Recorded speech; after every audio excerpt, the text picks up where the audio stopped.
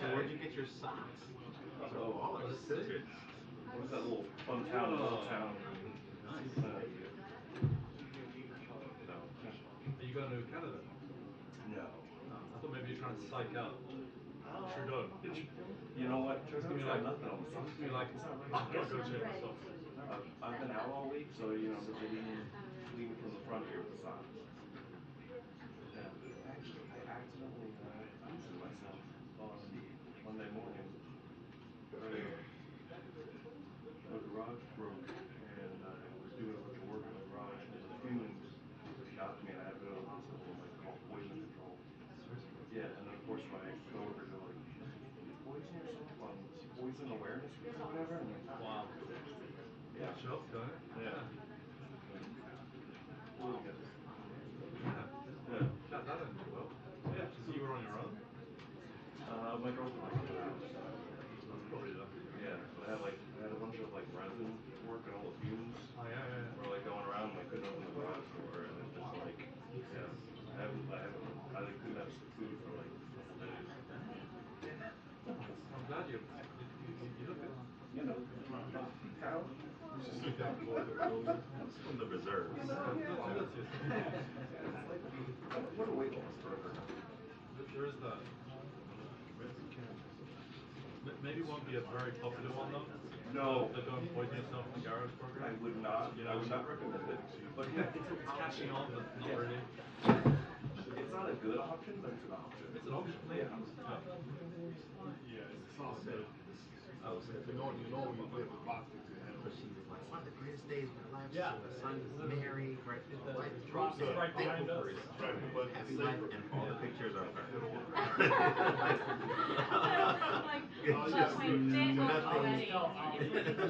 Guys, I don't know if you saw this makeup. You got a real. Your anniversary too. It's yeah, that was on Monday. It's everything is on Monday, and I would like it to stop. Like, I was just like, I want to like pay somebody, just like kidnap me, and put me like in a hotel in Alexandria. If you pay the ransom, we'll release him by Monday. But not in The head of my camera should already see social media. The distribution should be cuts. I do actually The problem is your camera is there. That's all right. Or you want to check his full man's camera.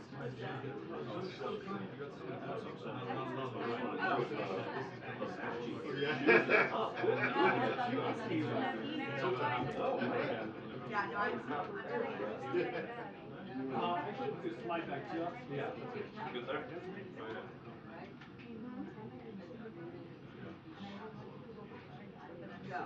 Yeah. Oh really? Oh yeah. That's fine.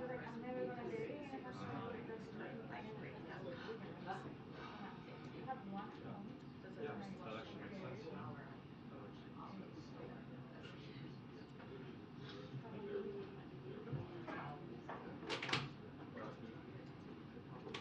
Which I love too. Yeah, like jogging this morning with my cherry blossom.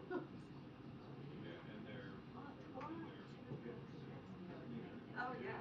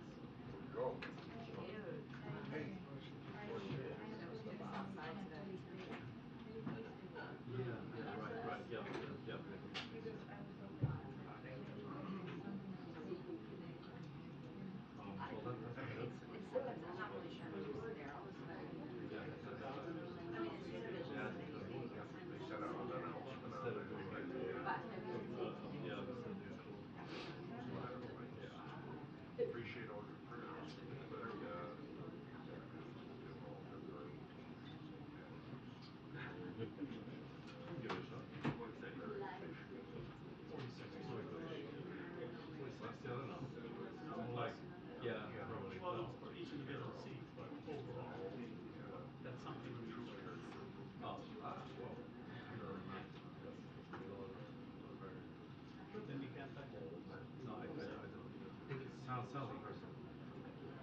It's just already. So let's put it this way: indicating a question with that 4159.0.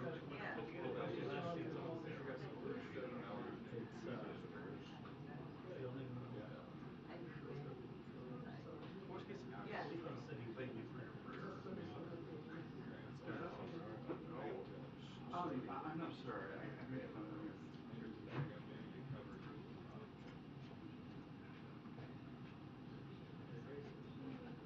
I know. So people that he traveled out, he stood out there taking pictures. That was a, yeah, I saw that. But there's like usually all they need to talk about is interest rates. This time it's about bank loans. That was I mean, additional issue. So, you cover everything. Covered skinny game,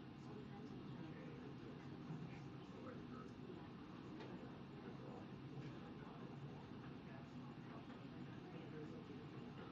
You have to get behind church culture.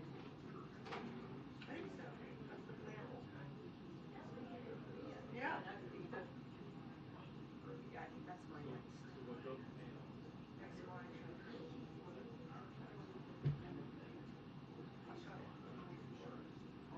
That's the biggest chance.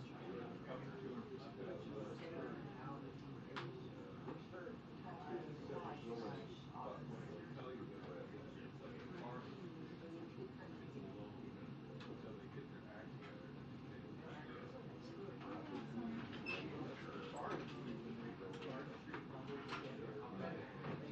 Bro. Yeah.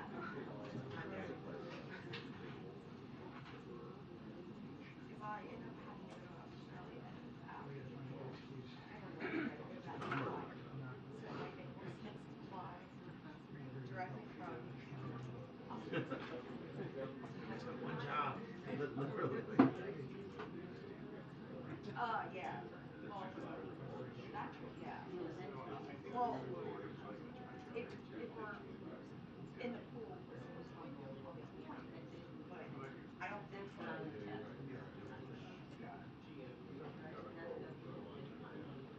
That's I mean, if they're going directly from Japan to Australia, there might be their terms, yeah. I would imagine there would be a term. Because it's actually not super close together. Yeah.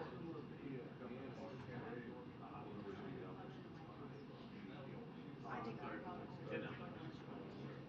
to have some. Each other, But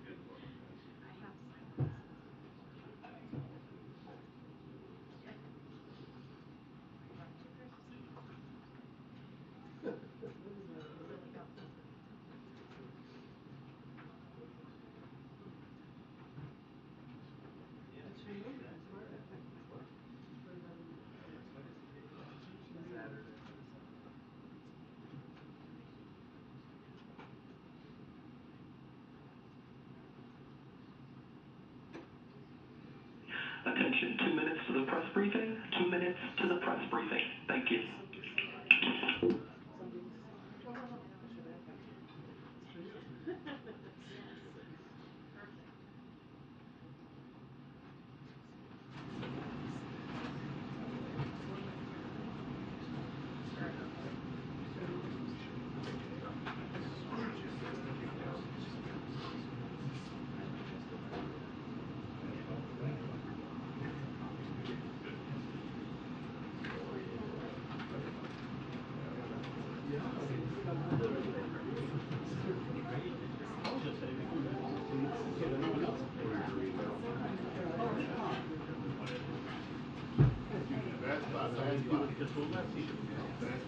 Good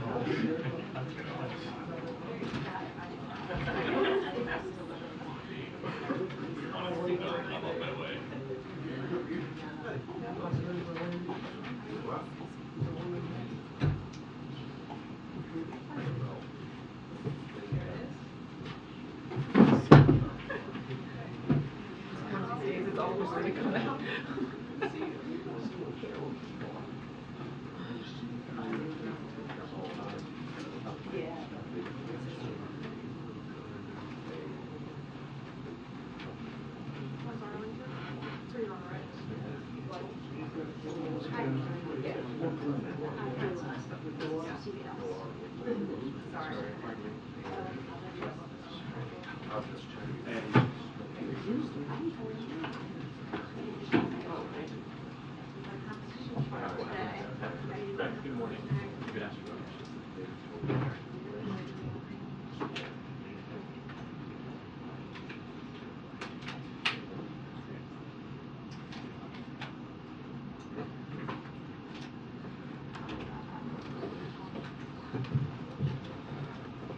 Hi, good afternoon, everybody. Before I turn it over to my NSC colleague here, I want to say one thing at the top. We have grave concerns with the passage of the Anti-Homosexuality Act, AHA, by the Parliament of Uganda yesterday, and increasing violence targeting LGBTQI+ persons. If the AHA is signed into law and enacted, it would impinge upon universal human rights, jeopardize progress in the fight against HIV/AIDS, deter tourism, and invest in Uganda and damage Uganda's international reputation. The bill is one of the most extreme anti-LGBTQI+ laws in the world. Human rights are universal. No one should be attacked, imprisoned, or killed simply because of who they are or whom they love. And with that, my colleague John Kirby is here to offer a preview of the President's upcoming trip to Canada. As you know, the President will be heading to Canada tomorrow and answering any lingering questions about President Putin and President Xi's meeting this week in Moscow. Admiral? I'm sure there's no lingering questions about that. So as Karine said, I just want to give you all a little bit of a preview here of the President's trip up to Ottawa. He does leave tomorrow afternoon. It's quite a packed schedule for a short trip. Once they arrive, they'll be greeted by the Governor General of Canada, Mary Simon. Later tomorrow evening, the President and the First Lady will join Prime Minister Trudeau and Mrs. Trudeau for an intimate gathering at their residence. And on Friday, the President will participate in a bilateral meeting, of course, with Prime Minister Trudeau and his team, during which he will absolutely reaffirm the United States' enduring commitment to this U.S.-Canada partnership. The President will then follow in the tradition of previous presidents who visit Canada and address Canada's Parliament. In his remarks, the President will underscore how the U.S.-Canada partnership benefits not only our two countries, but the entire world, and that by working together, we can address some of the biggest challenges we face. President Biden and Prime Minister Trudeau will then participate in a press conference. Later, tomorrow or Friday evening, the President and First Lady will attend a gala dinner at the Canadian Aviation and Space Museum. Now, in addition to joining the President for those events, the First Lady will continue to build on her friendship with Mrs. Sophie Trudeau and participate in a spousal program that's focused on our shared cultural connections and, of course, empowering young people. This is a meaningful visit. Canada is one of the United States' closest allies and friends and has been now for more than 150 years. This will be the first true, in-person, bilateral meeting between the two leaders in Canada since 2009. In the first year of this administration, we focused on rebuilding that bilateral relationship. In the second year, we focused on following through on our commitments, including prioritizing orderly and safe migration through regular pathways and enhancing collaboration to address the synthetic opioid crisis. And now, heading into the third, this visit is about taking stock of what we've done, where we are, and what we need to prioritize for the future. We're going to talk about our two democracies stepping up to meet the challenges of our time. That includes taking concrete steps to increase defense spending, driving a global race to the top on clean energy, and building prosperous and inclusive economies. That's continuing to take bold action. That's also continuing to take bold action to combat climate change, promote inclusive economic growth and good jobs, strengthen our democracies, supporting efforts for stability in Haiti, and continuing, of course, to support Ukraine. President Biden will also promote our shared domestic and foreign policy goals, including by highlighting the mutual benefits of the Inflation Reduction Act, the CHIPS and Science Act, the U.S.-Mexico-Canada Agreement for promoting prosperity and clean energy. And of course, the first call President Biden made to a foreign leader as President of the United States was to Prime Minister Trudeau, highlighting the strategic importance of this incredible relationship. Since then, the two leaders have spoken multiple times and also met in person a number of times, and we're looking forward to continuing to work with Canada to strengthen economic ties, to promote inclusive growth, to address, as I said, climate change, enhance North America's competitiveness, and strengthen our defense through both NATO and through NORAD. And with that, we'll take some questions. Hey, John. So I wanted to ask you about the Russian foreign minister's comments today about Britain's plans to supply Ukraine with depleted uranium ammunition, and Lavrov had said that's a step towards significant escalation. Does the Biden administration have any concern about the Brits sharing such ammo? Well, certainly we would let the UK speak for itself in terms of what sovereign decisions they're going to make about providing ammunition. But I mean, make no mistake, I mean, this is yet another straw man through which the Russians are driving a stake. This kind of ammunition is fairly commonplace, been in use for decades. I think what's really going on here is Russia just doesn't want Ukraine to continue to take out its tanks and render them inoperative. And if that's really the concern, if the Russians are very concerned about their tanks staying fully operational, they can just take them across the border back into Russia and take them out of Ukraine. They don't belong there in the first place. That would be my recommendation if they're concerned about threats to their tanks. And now that the meeting is behind us, is there any change in the U.S. assessment on China's weighing of sending weaponry to Moscow? No change. No change. Thank you so much. On the topic of Ukraine, what will President Biden's message be to the Prime Minister about sustaining support for Ukraine? And are there any concerns, given the debate that we are seeing here in Congress, that support will start to wane on the world stage? You know, I don't think the President believes Prime Minister Trudeau needs to have a message delivered on supporting Ukraine. I mean, the Canadians have been right there with us since the very beginning. And part of this Ukraine contact group, they have given millions of dollars in security assistance, as well as humanitarian and even financial assistance, Kristen. So they have stepped up in a big way. We're grateful for that support. Prime Minister Trudeau doesn't need any messages from us on that. And as for the public support, again, we are very grateful for the bicameral and the bipartisan support that we're getting on Capitol Hill, and you can see that continue even with the House of Representatives now in Republican hands. The House leadership has been consistent in wanting to continue to support Ukraine. We're grateful for that, and we fully expect that will continue. If I could follow up with you on the news yesterday that the U.S. is accelerating the timeline for sending Abrams tanks to Ukraine. Can you talk about that decision, and also, are there any renewed discussions about potentially sending Ukraine the F-16 fighter jets that they've been asking? No change to our policy on fighter jets at this time. Nothing to speak to. I think the Pentagon laid out in more detail yesterday the decision making on the Abrams tanks.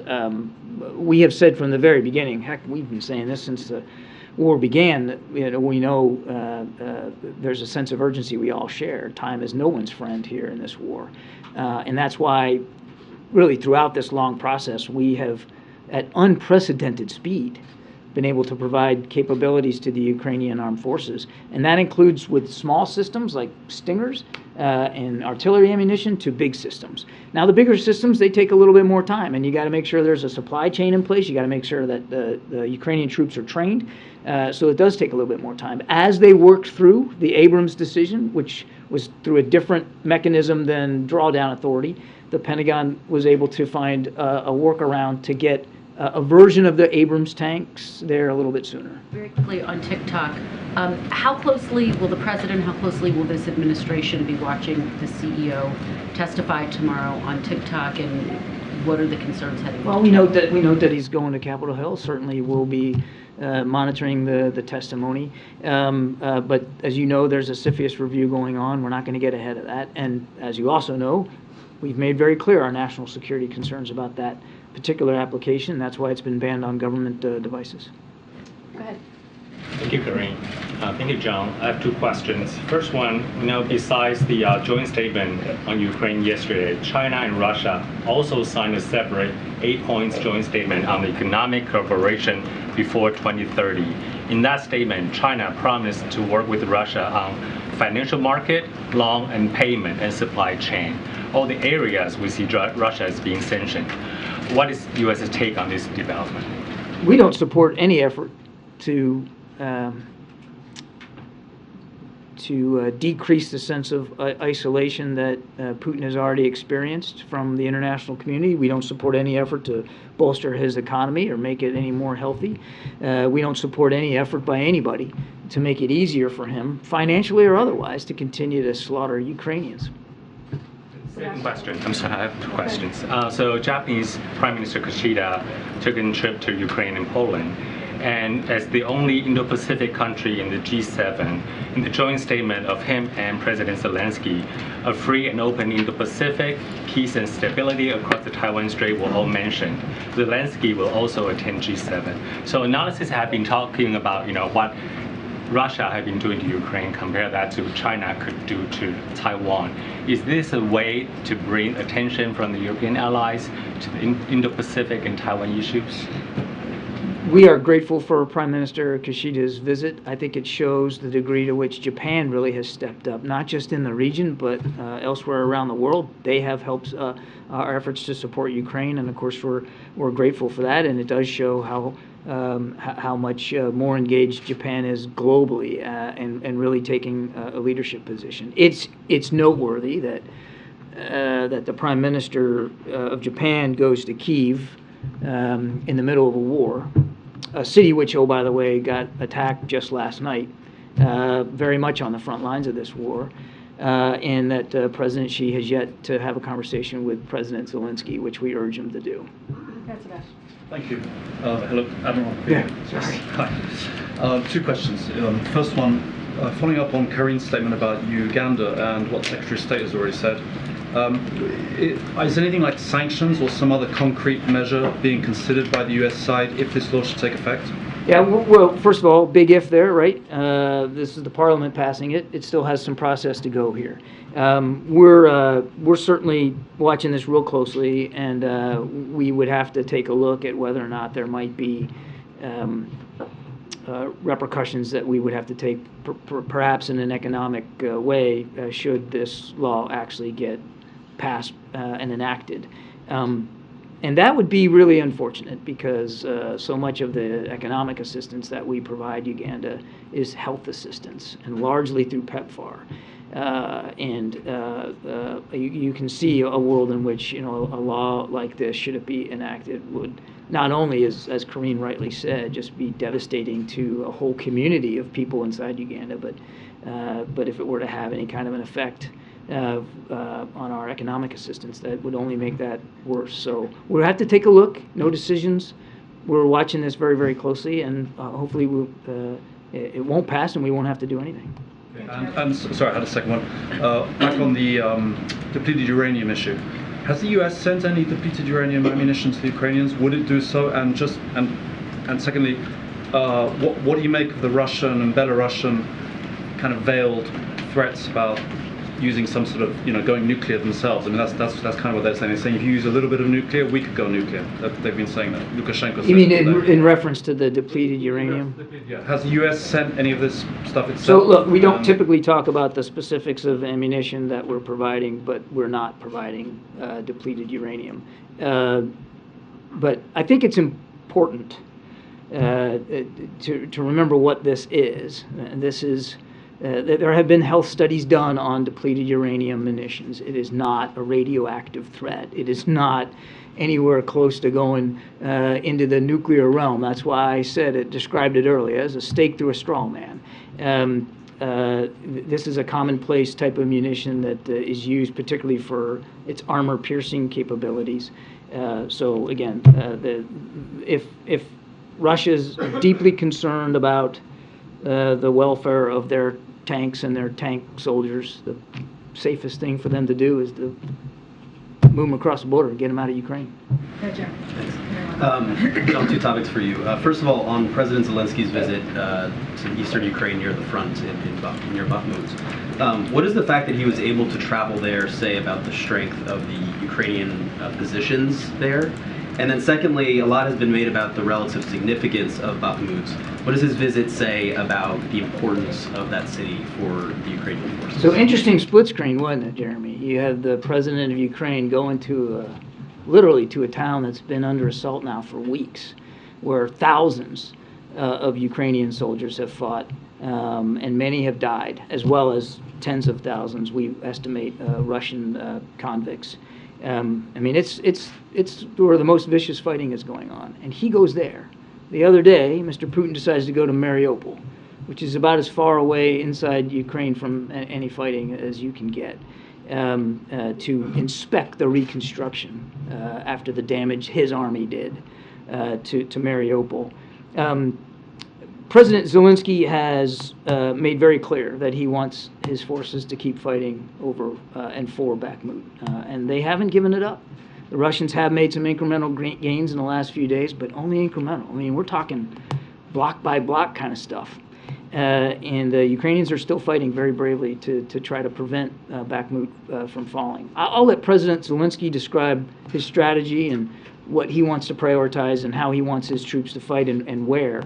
But noteworthy, yet another example of his incredible leadership under fire as a commander-in-chief in war, going right to where it is. That is where the heaviest fighting is right now in the whole country, let alone the Donbass region. And then on Israel, the State Department yesterday summoned the Israeli ambassador over the repeal of this 2005 law regarding the northern West Bank. The U.S. has been critical of these judicial reform efforts. Yesterday, you criticized comments made by Israel's finance minister. I'm wondering, what is the current state of U.S.-Israel relations, and how concerned is the United States that this current Israeli government is moving in a more authoritarian direction, and also potentially putting up more impediments towards a potential two states? Israel remains a strong ally and a deep, deep friend in the region, I'd say even around the world. And the president, in his discussion with Prime Minister Netanyahu the other day over the weekend, made clear that our support for Israel's security will remain ironclad. Nothing's going to change about that. And he has, through his entire public life, been one of Israel's strongest supporters and friends, and that will not change. Now, he has also said, and he's communicated it publicly, and of course he's communicated it privately, our concerns over these proposals, these proposed judicial reforms, and he has said, and he said it again over the weekend, that we urge Israeli leaders to seek a compromise as soon as possible, and then that's where we are. In the back.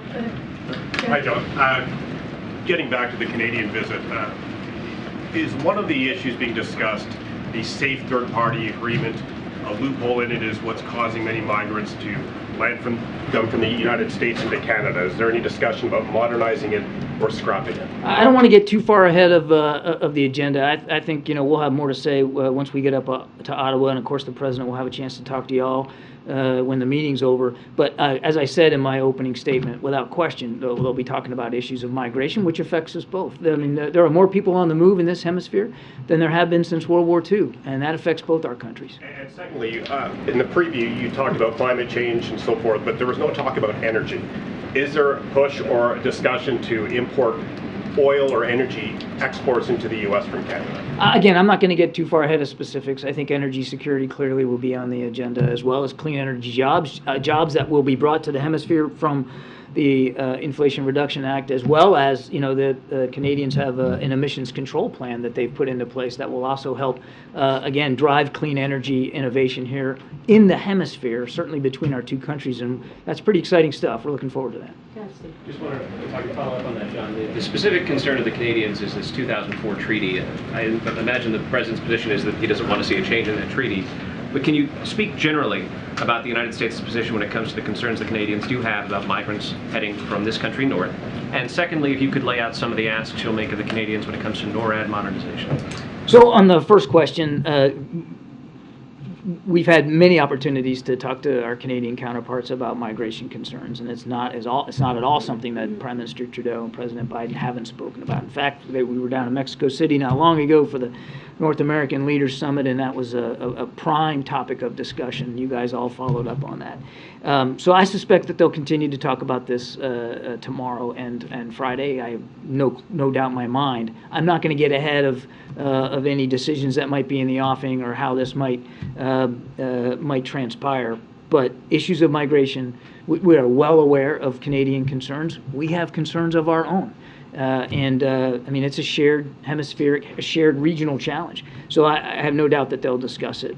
On NORAD modernization, I think the issue of the Chinese spy balloon was a good reminder for all of us that we need to continue to make sure that when it comes to our defensive capabilities, particularly our air defensive capabilities, that we are at the cutting edge all the time. And so modernization of air defense capabilities, and certainly in NORAD specifically, is something that we never take for granted. We're always looking to improve that. You can see a lot of that embedded in the Defense Department's budget, which has been submitted. In fact, I think they'll be testifying this week on that. And I have no doubt that they'll discuss that as well. Good. Thanks, Karine. Just a quick question on House Republicans asking the administration to share their review on the Afghanistan withdrawal with Congress and even the public. Is the administration considering that? So I think you know that we've been engaged in an effort to review the U.S. withdrawal from Afghanistan, to assess the lessons learned. We expect to be able to share those takeaways with the public by mid-April, and of course we also have every expectation that the agencies themselves who conducted these after-action reviews will be able to share the classified reports with their relevant congressional oversight committees, again on the same basic timeline of mid-April. And one quick one, your comment on the fresh set of missile strikes that we've now seen from Russia. This comes right as she left Russia. Yeah, pretty ironic, isn't it? Yeah, and so your thoughts on whether you think that visit has now definitively emboldened Putin? Mr. Putin hasn't really taken the foot off the gas since he invaded a year ago. He just continues to find new, brutal, violent ways to kill Ukrainians and to try to destroy Ukrainian cities, basically wipe Ukraine off the map as an independent sovereign nation. So it'd be hard for me to say that this visit emboldened him, but I find it pretty dang ironic. I mean, yesterday I was up here reading quotes that these two leaders put out about sovereignty and UN Charter and peaceful solutions and cessation of hostilities. And then the very next day, Vladimir Putin's launching drones and cruise missiles into Zaporizhia and to Kyiv, and as I noted, you know, killing innocent civilians even just last night. Two of them were kids. So it's hard to say whether he's more emboldened or not, but he certainly hasn't changed tack in the wake of all that lofty rhetoric about peace and cessation of hostilities. Just one other quick one on Putin's behavior. The Russian defense minister also awarded orders of courage to the two pilots that were involved in the downing of the U.S. Reaper drone. You know, obviously the U.S. made it very clear that we found that to be unacceptable. Just what do you make of Russia portraying them as national heroes? I don't know of another military in the world, another Air Force in the world that would award a pilot for smashing into a drone. If that's bravery, then I guess they got a different definition of it. It's ludicrous. It's insulting. Now, we don't know whether that pilot was trying to intentionally ram that drone or not, but he did. Video evidence was pretty conclusive. Either way, I mean, in the Navy I grew up in, you don't want to hit anything. Hitting anything's bad for you. So, like, I'm sorry. I got to throw the flag on this one. I have no clue why they would give a bravery award to a pilot who was at worst maliciously putting himself and U.S. property at great risk, and at best, just an idiot. Thanks, Karine. Hey, John, a question on Canada again. Will President Biden push Prime Minister Trudeau on an international peacekeeping force in Haiti? Can you talk about what specifically, as much as you can, they plan to do in that country? No question that they'll talk about the situation in Haiti, and both these leaders talked about it when we were in Mexico City. They share a concern about the dire situation down there from a security and humanitarian perspective. This is not something that is unfamiliar to either the Prime Minister or the President. I think they will continue to talk about ways we can continue to support from a humanitarian assistance perspective the people of Haiti and Haitian national security forces. And as for, multinational force or anything like that, again, I don't want to get ahead of the conversation here, but as we've said before, if there's a need for that, if there's a place for that, that's all going to have to be worked out directly with the Haitian government and with the UN. But I won't get ahead of what the conversation is going to be. One more thing. Do you have an update on Jeff Woodkey? Is he back in the States? Has the president talked to him? Does he plan to talk to him? No conversations that I'm aware of. You know what? Let me check and see. I don't know that he's actually arrived back here in the States. That's a good question. I owe you an answer to that. Gotcha. Thank you, Karine, and thank you, John. I have two questions on China and North Korea. First question, does the United States view on the China and Russia economic and military and technical cooperation agreement? And do you think this will affect the relation with North Korea? And then I follow up. And what agreement? I'm sorry? Economic and military and technology. I'm sorry, and I missed between who? Between China and Russia. Between China and Russia. At this time. And how that will affect North Korea? Yeah, how would that go to? I think it remains to be seen what effect there's going to be with bilateral relations with North Korea, Jenny. I think we need to dive into that a little bit more deeply and try to understand it. It certainly doesn't. Just at face value, it doesn't appear like there would be some huge impact on the way China relates to North Korea. But we've said this before: China does have influence in Pyongyang, and we continue to urge them to use that influence to help us decrease the tensions there on the peninsula and to enforce the sanctions, the international sanctions, the UN sanctions that have long been in place to try to curb North Korea's nuclear ambitions. One more, North Korea. North Korea conducted tactical attack simulations, nuclear weapons simulations recently, and Kim Jong-un ordered to be ready for a nuclear attack at any time. Do you think North Korea's nuclear attack is imminent? We watch it as closely as we can. There's no indications or no information at this time that would lead us to believe that some sort of actual strike by North Korea is imminent. But we're watching and monitoring as best we can. Again, we urge Mr. Kim to sit down with the United States. Without precondition, we've made this clear, I don't know how many times, willing to sit down without precondition to talk about de-escalation of tensions and denuclearization of the peninsula. He hasn't taken us up on that offer, so we're going to continue to make sure we've got the requisite military capabilities in place. A couple more. Back on Haiti, Trudeau seems to be rejecting the idea that military force is a way to stabilize Haiti. So will you urge him, will the president urge him to reconsider? As I think I answered before, we're going to talk about Haiti, and we're going to talk about all the things that we got to continue to do for the Haitian people and for security there on that part of the island. And as I said, any discussion about the use of military forces has got to be done. Obviously, it's got to be resonant to sovereign decisions that nations who might be contributing military forces to make, but also it's got to be consistent with the needs and the requirements both of the UN and the Haitian government. And I just don't think we're at a point right now where we can answer that question definitively. Thank you. I wanted to see if I could get your reaction to some news coming from Venezuela. On Monday, the President Nicolás Maduro announced an extensive corruption investigation on the state-owned company PDVSA, and as a result, 19 officials have been arrested. The oil minister has resigned.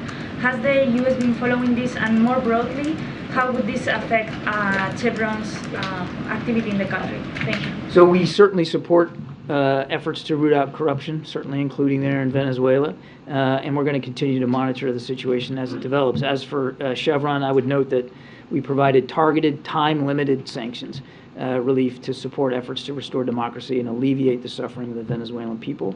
Venezuela's state-owned oil company will not receive profits from the sale of oil, as any profit must go to the repayment of debts to Chevron, and then for any more details, I'd refer you to Chevron. Follow up on the, sorry, you said that you support these kind of investigations. Do you think it's a credible investigation coming from President Maduro? We would expect any investigation to be transparent, to be thorough, and to be as independent as possible. It's just started, so I don't think we're going to grade the homework here before it's done, but we would urge Venezuelan authorities to do this in a very accountable, transparent, and credible way. Thank you, Karine, and thank you, John. There's been considerable scuttlebutt about the damage that was inflicted on the Nord Stream pipeline. Now, last fall, Jake Sullivan said he believed, and I quote, "it was an apparent act of sabotage," and he supported investigations. It's been 6 months now. Has there been any progress on a government investigation, and will we be reading an official account of Nord Stream 2 in any way? First of all, I applaud you for the appropriate use of the word scuttlebutt. This is a great Navy term. Secondly, I think as Mr. Sullivan mentioned, there are 3 now national investigations being done into the Nord Stream 2 explosion by 3 of our allies. We are not going to get ahead of that. That work is still ongoing. We still do believe it was an act of sabotage. The United States was not involved in any way, contrary to some press reporting out there. But we need to let the work of these investigators go on, and it needs to go on unimpeded and without any influence or pressure from anybody else. No intention of impeding, but can you give us a ballpark when it might be done? I mean, remember, you got 3. You keep saying it. There's 3, and each of them are being conducted independently by 3 different nations, and I think we need to let them finish their work. I don't know of any timeline. You'd have to go to their national investigative bodies to find out. Go ahead, John. Thank you, Karine. John, prior to Xi's 3-day visit to Russia, China described this visit as a peace mission. He still hasn't reached out to President Zelensky. How would you describe this 3-day visit? We would not describe it as a peace mission, but we let these 2 leaders characterize it in their own words. What I've said still holds.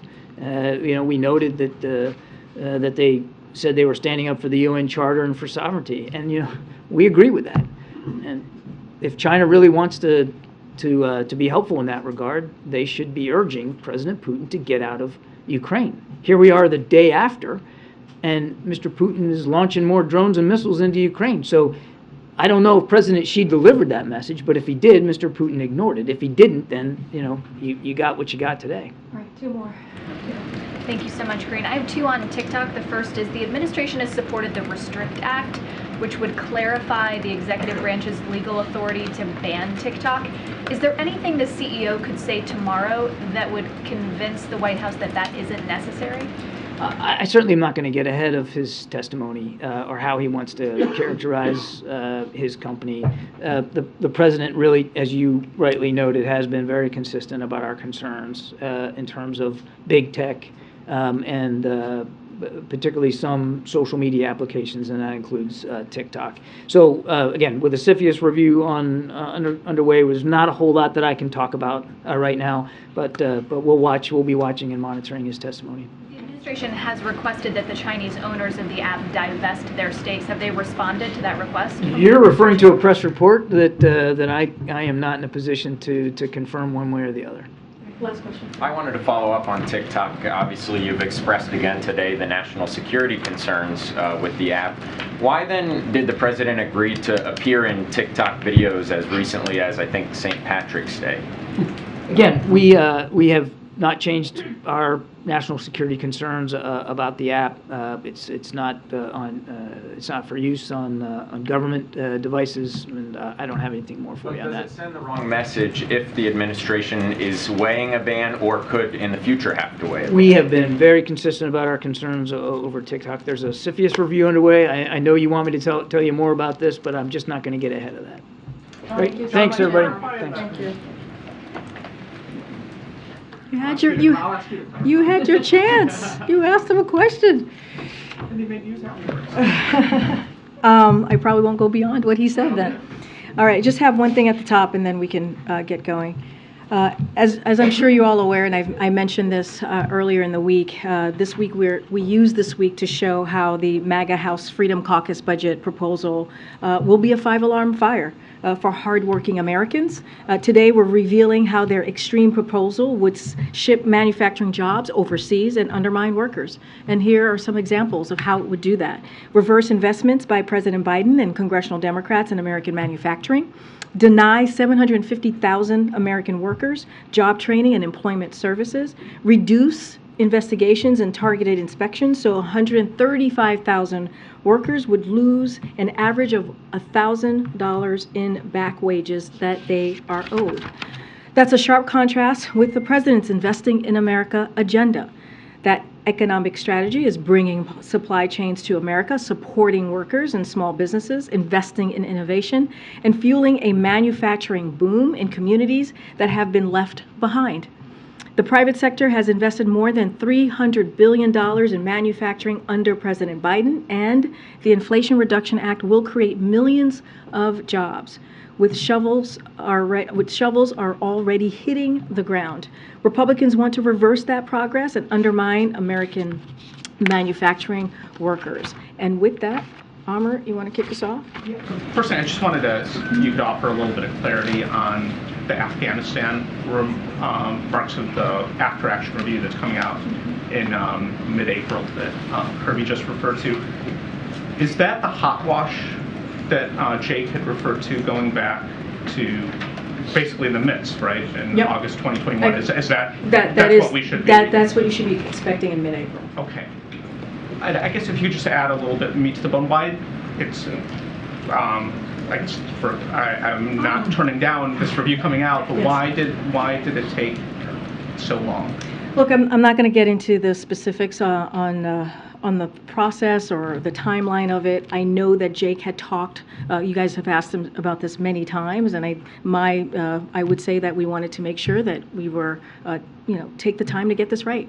It is an important question that the American people, an important review that the American people need to know about, and we wanted to make sure that we got this right. I'm not going to get ahead of NSC or our team here on the review, but you could expect it again, as the Admiral said, in mid-April. I'm just going to leave it there for now. And the Fed said say that the financial upheaval stemming from the collapse of two major banks is likely to result in tighter credit conditions and weigh on economic hiring and inflation. Should Americans expect an economic slowdown because of the banking system? So look, going to start with what I normally say about the Fed. Is first and foremost, the Fed is independent, and we do not comment on, interfere on their policies. We want to make sure, the president wants to make sure that we give them the space, give the Fed the space needed to make their decisions on monetary policy. So I'll say that. One of the things that I'll just repeat that the Chair Powell said, which was, and I quote, "Our banking system is sound and resilient with strong capital and liquidity." So I'll just leave it there. I won't go beyond what he said. Finally, do you have any reaction in Florida, Governor DeSantis expanding the rules that forbid classroom instruction on sexual orientation and gender identity? Yeah, it's wrong. It's completely, utterly wrong, and we've been very crystal clear about that when it comes to the Don't Say Gay bill and other actions that this governor has taken in the state of Florida.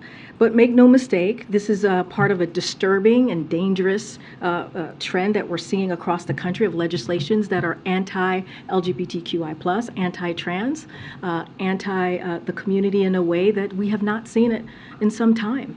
And it's not just the LGBTQI+ community. We're talking about students, we're talking about educators, we're talking about just individuals. And so the president has been very clear, this administration has been very clear, we will continue to fight for the dignity of Americans, for the dignity and respect of the community, of opportunity that should be given to students and families in Florida and across the country. So again, this is just plain wrong, and we're going to continue to speak out against it. Go ahead, Mary.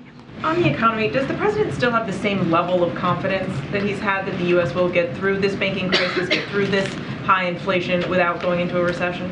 Look, the president has complete confidence in the process, in his economic policy. If you think about it, when we look at how strong the economy is, it's because of the president's work, what he's been able to do, building an economy from the bottom up, middle out, and you see that with the jobs that's been created, more than 12 million jobs just last month in the jobs report. We saw 300,000 jobs created, and that continues because of the work that this president has put forward, because of these historic economic policies that have passed under this administration. So we do not see, because of what I just laid out, we do not see a recession or pre-recession. We see a strong economy, and it's because of the work that this president has done.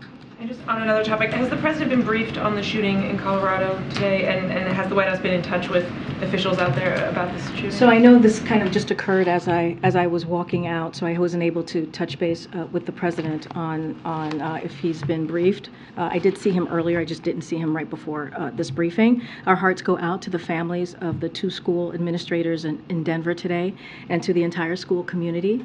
Too many communities are being devastated by gun violence. Denver Public Schools said today that school officials have confiscated at least 10 guns from students already this year, and that's just in Denver. From Columbine to Parkland to Newton to countless other tragedies in between, our schools are too often scenes of gun violence instead of safe spaces for our kids to learn. And I know many of you feel that. I have a kid. I know many of you have kids. And so this is devastating to continue to hear. Last week, the president, as you all know, some of you all traveled with us out to California, announced yet another executive order aimed at taking action to address the scourge of gun violence. And he will not stop fighting to keep our communities safe and guns out of dangerous hands. You got to remember, this is a president who's taken historic steps when it comes to executive actions, and he was able to do another one just last week, as I just mentioned. So the president continues to believe that Congress must also step up, and they must also act. It's time for an assault weapons ban. It's time to close loopholes in our background check system. It's time to require safe storage of guns. And as the president said in the State of the Union, Congress needs to do something. It is time, way past time, for Congress to do something. And I'll leave it there. Okay. The Federal Reserve Chairman said today that inflation is still too high. Does the president agree?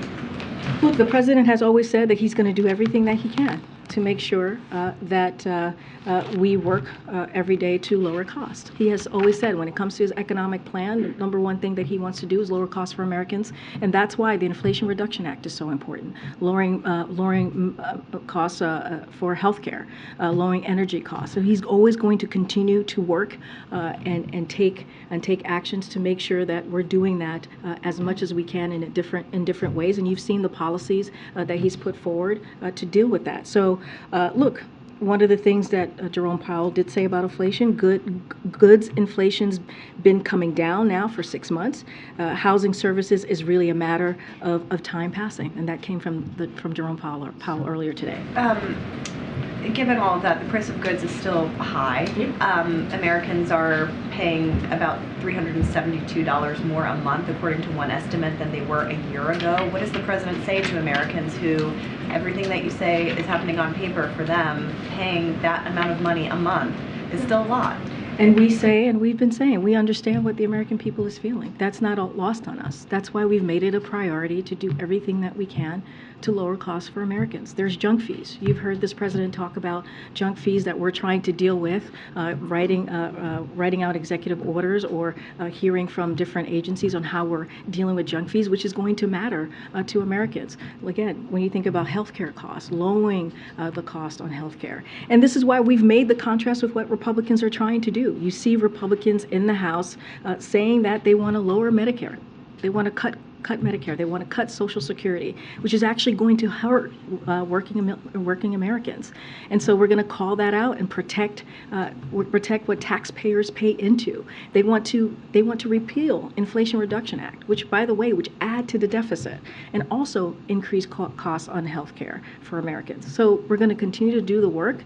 It never stops today or tomorrow. This is something that's going to be consistent in this administration. Just quickly, I know that earlier this week you said the president still has confidence in Jerome Powell. Now that we see these rate hikes, does that confidence remain? We still have confidence. The president still has confidence in Jerome Powell. Okay, Kristen. Thank you so much. There's a bipartisan bill that's floating between Senators Rick Scott and Elizabeth Warren that would essentially require an independent inspector general to oversee the Federal Reserve Board of Governors and the Consumer Financial Protection Bureau. Is this something that the president would support? We just don't have a position on that. I understand the question, Kristen, but we just don't have a position on that at this time. Is it something that you will be taking a look at? Is it something that the president will be speaking Look, to? we normally, when it comes to legislation that's created in the House or the Senate, we always take a look, but we just don't have a position to share on this at this time. As you know, a number of economists were calling for a pause in rate hikes.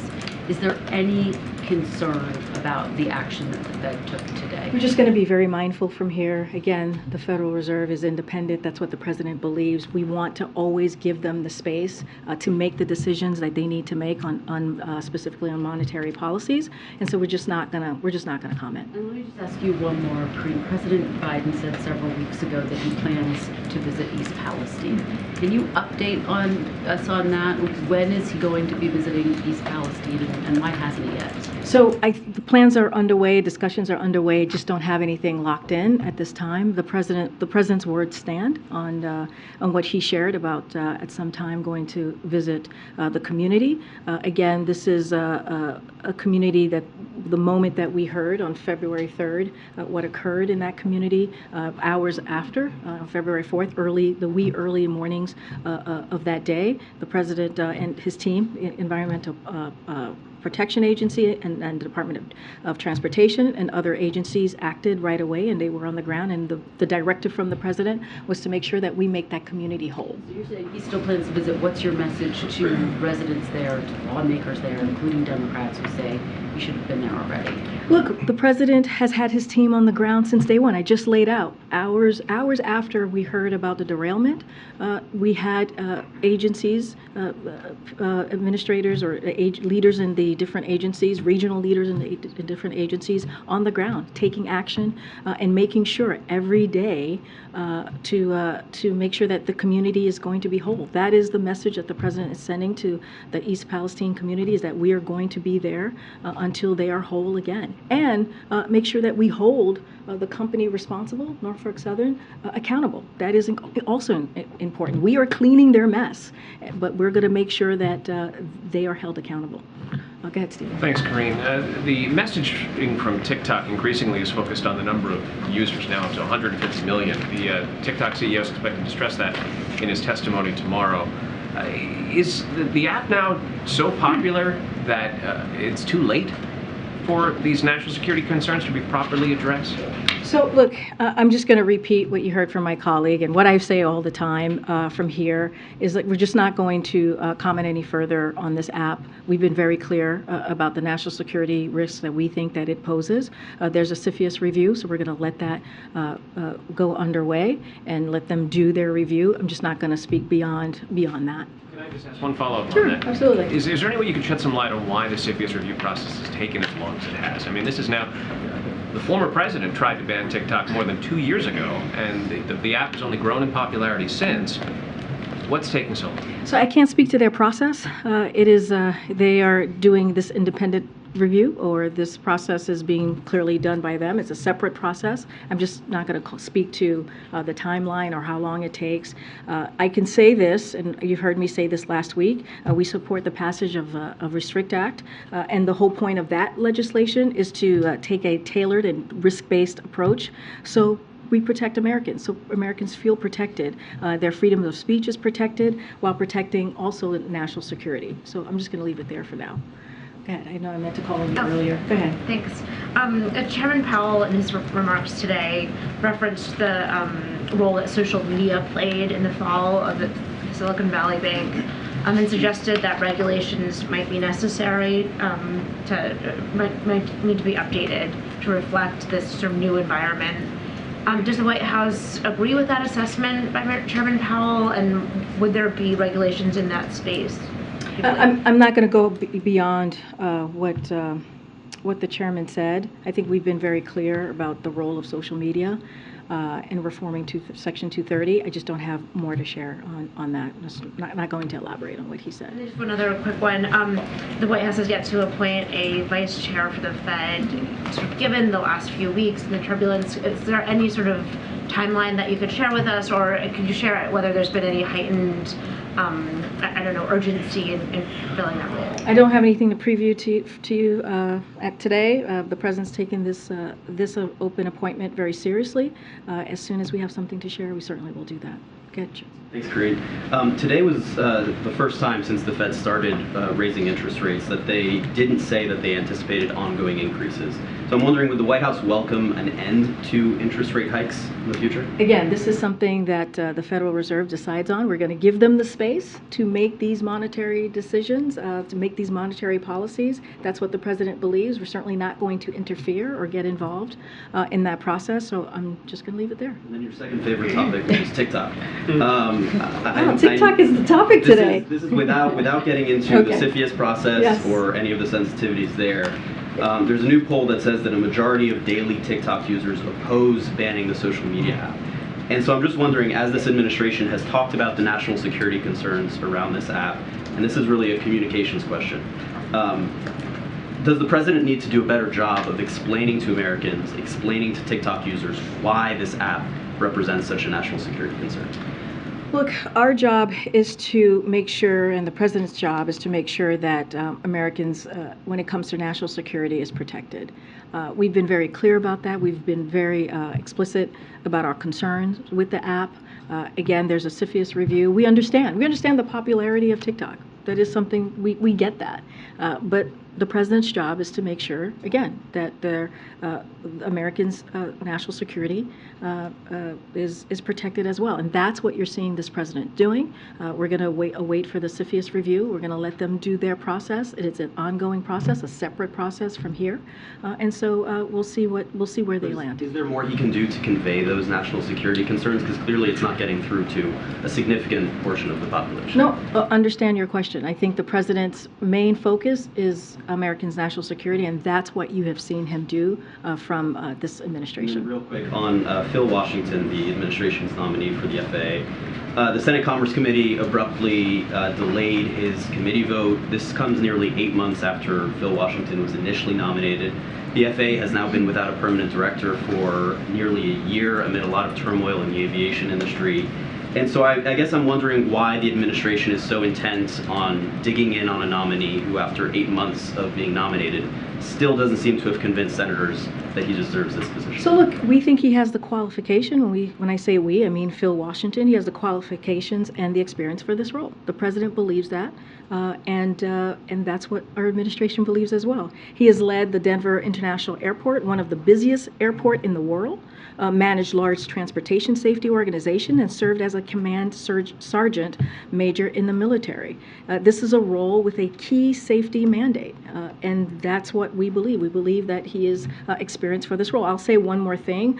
We're going to continue to urge Senate to move swiftly on his confirmation, and we heard today from Senator Cantwell herself has made clear that Phil Washington's nomination will receive full consideration from the committee, and that's coming from the senator herself.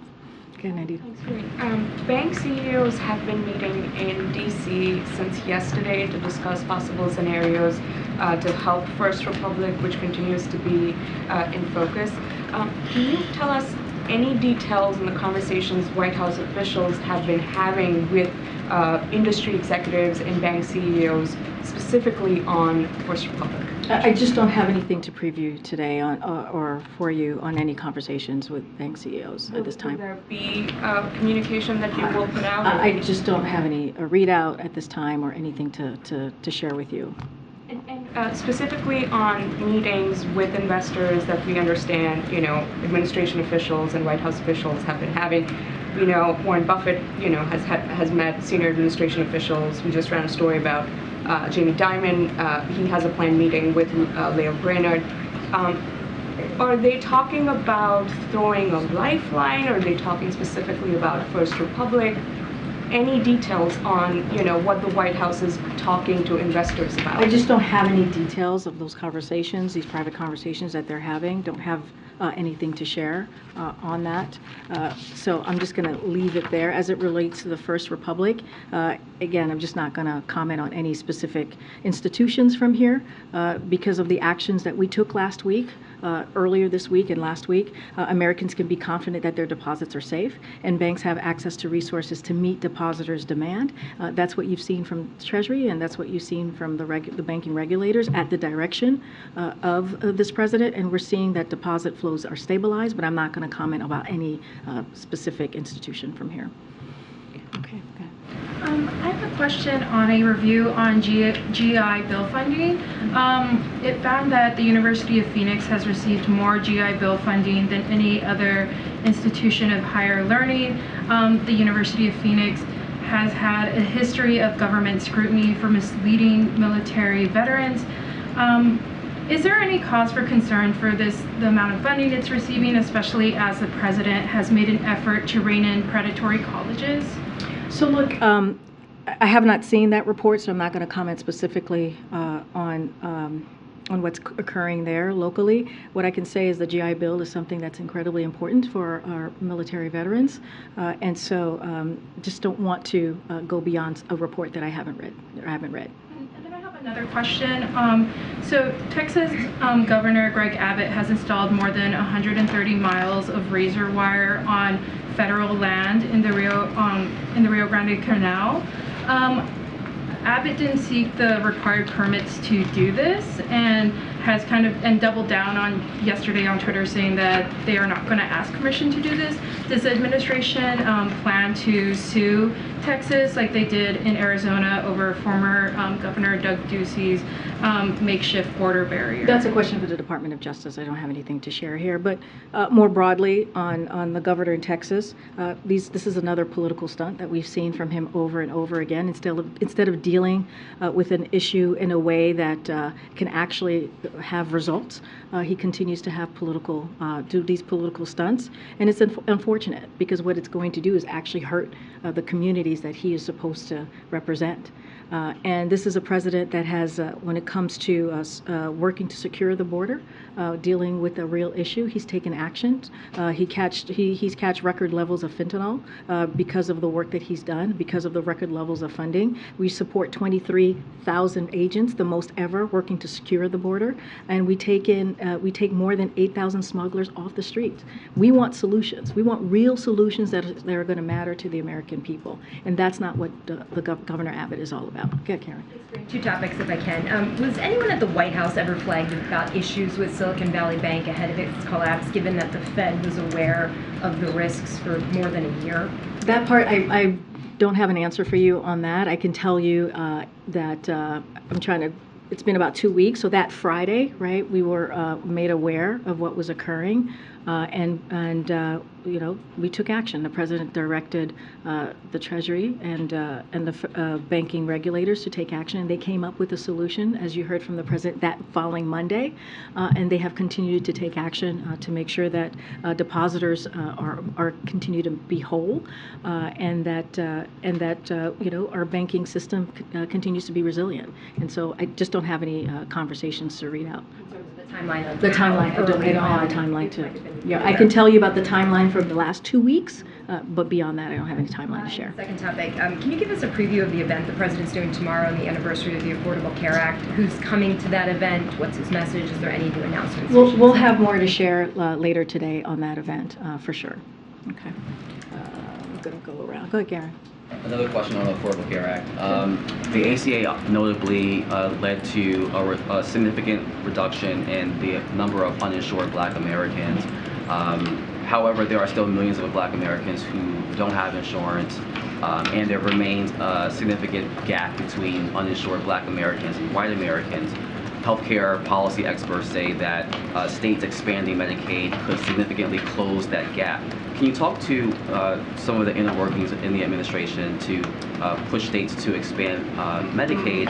And are there other ways that the administration can ensure that there's a reality for Black Americans to have affordable healthcare? Yeah, and this is why the president's economic policy is what it is, which meaning that he has had a policy, again, make sure that we have an economy that is from the bottom up, middle out, and not leave anybody behind. Communities that you're talking about right now, the African American community and other communities across the country. But I'll say this, as we've seen some progress made under ACA by lowering healthcare prices, increasing the number of Americans with insurance, and capping out-of-pocket drug costs for seniors on Medicare. That is something that this administration has worked on this last 2 years. And it brings me back to the Inflation Reduction Act, right? How important it is, especially for many members of the Black community. When you think about Medicare being able to lower cost for our seniors across the board. When you think about the insulin cap for Americans, that's what you saw from the Inflation Reduction Act for seniors in particular, and then you saw Eli Lilly, what they were able to do, and others what they were able to do for all Americans. That's because of the work that this president has done. And so we understand that there's still millions of people that need a lot more, but because of the president's economic policy, because of his understanding of what healthcare means to people, his personal understanding of that, he has done the work to make sure that people who are normally forgotten are not. Go ahead, Peter. Thank you, Karine. House Oversight says they've got bank records showing a Chinese energy company paying 3 Biden family members through a third party. What were they paid for? Look, I'm just not going to respond to that from here. Look, we have heard from House Republicans for years and years and years how the inaccuracies and lies when it comes to this issue. And I don't even know where to begin to even answer that question, because again, it's been lies and lies and inaccuracy for the past couple of years, and I'm just not going to get into it from here. Okay. She told Putin at their meeting, change is coming that hasn't happened in 100 years, and we are driving this change together. What do you think that means? You would have to ask them. Okay. President Biden said, to lower inflation, we should trust the Fed. Now the Fed is saying that rate hikes won't be enough to quell inflation. Why does he still trust the Fed? They're an independent agency. The president has always said that. He wants them to be independent. He wants to make sure they have the space to make these monetary decisions. We are not going to interfere. We are not going to get involved, and I'm certainly not going to comment. All right. Thank you, everybody. All right. See you guys on Monday.